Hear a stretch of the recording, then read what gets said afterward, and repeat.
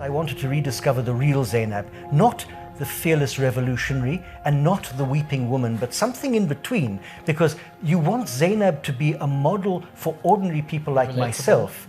And I occasionally have to take a stand for justice, but they're not dramatic. I still need a model. And I need to see Zainab serving as a model for ordinary, everyday people, not just for those involved in the severe battles, but those in the battle of daily life.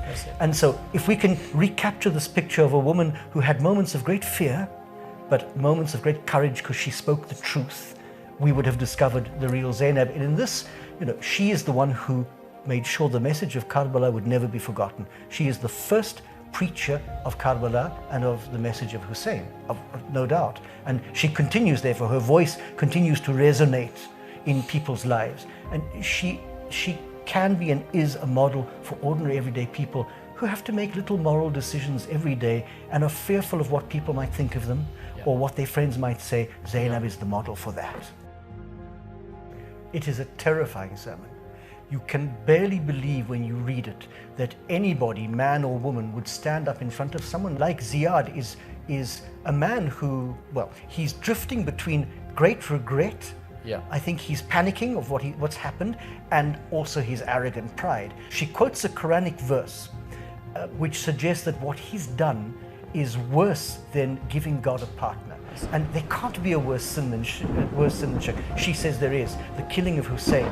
This sermon mocks his leadership, laughs at his power, which is an earthly power. The Yazid model of power is one of using oppression and force, whereas the Husseini model is one of standing for justice.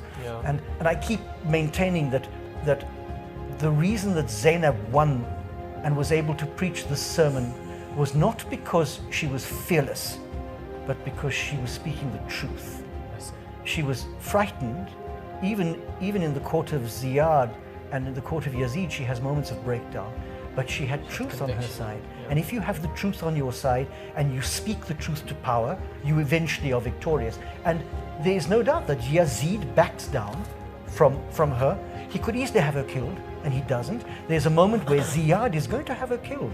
The text says he began to have bad thoughts about her and has to have an intervention to stop him from killing her. So it's clear that these men would have killed her. Something stops Yazid, and I have no doubt it's because he recognized, whether he liked it or not, that she was speaking the truth.